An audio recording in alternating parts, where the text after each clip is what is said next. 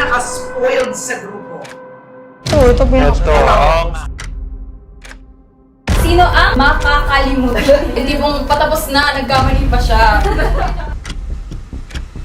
Bakit naman Ken? Bakit si Ken? Bakit si Ken? Please stop it.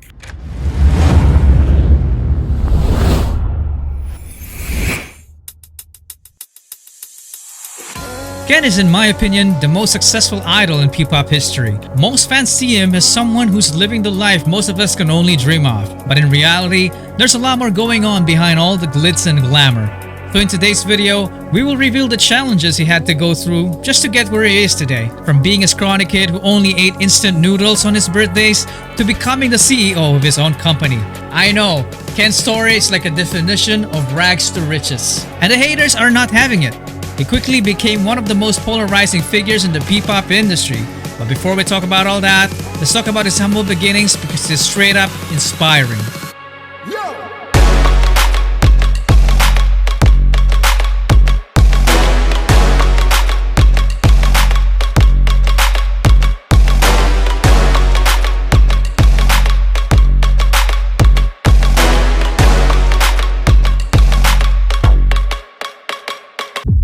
It all started in Pagadian, Zamboanga del Sur.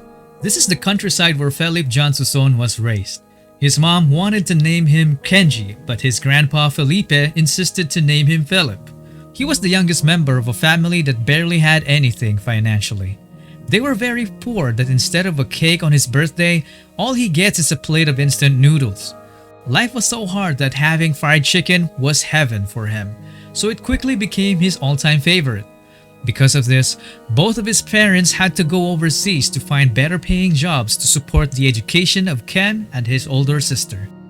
He had to be taken under the care of his grandparents. He then grew up in a church and his grandpa was the pastor. He was just a scrawny kid who likes mathematics and discovered drawing as his first talent. So he went on to become an editorial cartoonist in school. Family gatherings in the Philippines always require a karaoke machine. And Ken's extended family wasn't a stranger to that. He used to hide during these occasions because he was always asked to sing. I was told by some sources that Ken had a very good singing voice as a kid but lost his confidence when puberty hit because it gave him an ultra deep voice which turned out to become one of his greatest assets in the future because of the dude named Pablo. I never thought na may mga tao talaga makapag-appreciate ng voice ko. Kasi hindi ako ganoon ka confident sa voice ko kasi yung range ko mababa lang tapos malalim yung boses ko. Ngayon, parang naging na-appreciate ko na yung boses ko dahil may mga tao na ka-appreciate na. Nice. Anyway, his newfound love for music got him to learn his first musical instrument without anyone teaching him. So he ended up becoming a southpaw guitarist but later fixed it as he learned more. He was also active in sports, representing his school in regional tournaments. He played some table tennis and sepak takraw as a spiker. For those who don't know, this position requires exceptional skills to perform explosive jumps to block and spike the ball. The teacher saw this as a potential that can translate into good dancing, so he was offered to join the dance club for better grades. He was hesitant at first, but when he tried, you all know what happened next. Watching his early clips feels like he was born to dance. He was even hired by his school to choreograph some dance routines. He then moved to Cagayan de Oro to study architecture in college. He became a member of the dance crews called Excite, GA7, and Amigo 7. These last two crews were so good, in fact, Ken had a crewmate named Joshua who went on to become a member of a successful international idol group in the future called Z-Boys. They were beating everybody in the countryside, so there was no point in competing there anymore. It was time for the big leagues. They got invited to join major K-pop dance competitions, and this was the first time when Ken met other SB19 would-be members. Not as brothers, but as enemies. In one particular contest, Josh and Stel's crew defeated Ken's because they already had a GOAT status in the industry at the time. Ken accepted defeat gracefully and even asked to be trained by Josh, which actually surprised him because he thought Ken was a show-off. Kinausap niya po ako eh. Sabi niya sa akin, Idol Josh, gano'n po tawag niya sa akin yun, Idol Josh. Pasali naman ako sa ano nyo, patraining naman ako sa grupo nyo. Kahit sa gilid lang ako. But because of their distance, The training together never happened.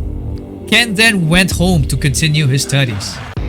Fast forward to 2017, he received a message from Josh. It was an invite to audition for the 5th member spot of SB19. But there's one problem. Ken had no money, so Josh was like, "No problem, I'll take care of it." Ken then told his grandma about stopping school to pursue it, and she was very hesitant because she thought it was a scam and his parents overseas would have automatically said no. But Ken was so close to his grandma that he managed to convince her to go in secret. So our country boy took off to pursue his dreams. He had nothing with him except his phone, his clothes, and a 1,500 peso pocket money. This time when he arrived at the airport, there was no crew. It was all him. So imagine how that must have felt. Anyway, he took a taxi to SBT talent camp, and of course, the driver scammed him. He had to pay 600 pesos for a supposedly 150 peso trip. What a ripoff. Anyway, he finally met Josh and the boys and started training with them for a year while crashing into a distant relative's house to rest up. He slept on the floor, not with a comforter, but a banig. Because if he didn't, he would be homeless. Ken had no salary when he was still training, so he moonlighted as a small-time model to survive, which is an experience that would play a big role in his future. The dude was literally fighting for his dreams every single day. So here comes 2018 when they finally debuted, and though it was a rocky start, they gradually progressed to become the greatest P-pop group God has ever created. If you want to know more about their story as a group, check out the SB19 story series I made, linked down in the description. You can also join the highest tier of our channel's membership if you're interested to be credited as one of the executive producers. So how did Ken become the most polarizing P-pop idol? Like, how is he either obsessively loved by fans or obsessively hated by bashers? Well, he has this persona of a badass dude who doesn't give a shit. And if you combine that with one of the many accusations thrown at him, then they got themselves a new P-pop villain in the making. But there's one thing in common between all those issues. They lack evidence. There are a few exceptions though, but you can't say a person is arrogant just because he looks cool and badass. The dude is even a softie. He tends to cry in interviews and emotional moments. His awkwardness as a kid is still there, and this TikTok clip says it all. Me and you and you and me, just us and your friend Steve. Do do do do do do do Steve. Do do do do do do Steve. Do do do do do do Steve. Do do do do do Steve. Do do do do do Steve. Do do do do do Steve. Do do do do Steve. Also, you can't just call a person lazy just because you've seen a few clips of him sleeping. I mean, isn't it a result of him working too hard? Being an idol and running your own clothing company at the same time is no joke. The dude only used to draw this aspiration, but now he made it happen. He managed to build a company that sold out merch in just minutes. It's insane. It's even rumored that his company is now worth more than $1 million. Whether it's true or not, it put an even bigger target on his back. And haters started coming up with even more ridiculous claims, like accusing him of copying 2 K-pop music videos just because they have a similar vibe. This was easily debunked though. If you want to check it out, I made a video about it, link down in the description. His main dancer position got also heavily criticized because of one single clip of him messing up on live TV. It was unfair in my opinion because Ken has always been consistent in his dance performances, yet the haters suddenly forgot about how good he really is. Ken never fired back. Or did he?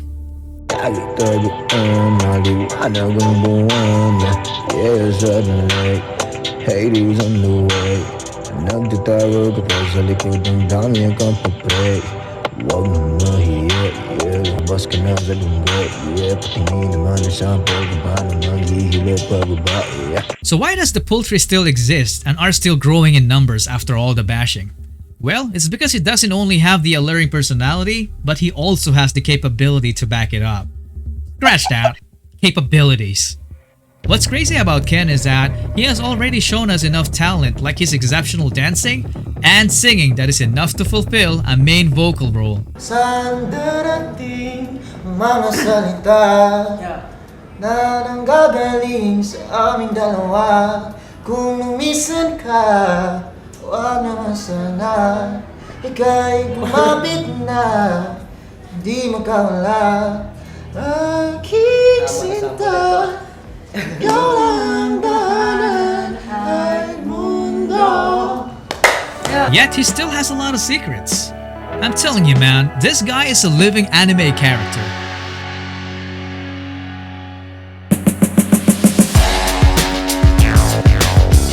Have you heard of an idol who is also a CEO? A dancer who is known for his aerial flips but never tells us that he can also breakdance. A singer who writes and co-produces his own songs. A musician that plays guitar, keyboard, drums, and can even beatbox. A fashion influencer. A man who plays sports like basketball, billiards, volleyball, badminton, table tennis, boxing, and sepak takraw with decent proficiency. A skater boy, an artist, a philanthropist, and most especially, a man of faith.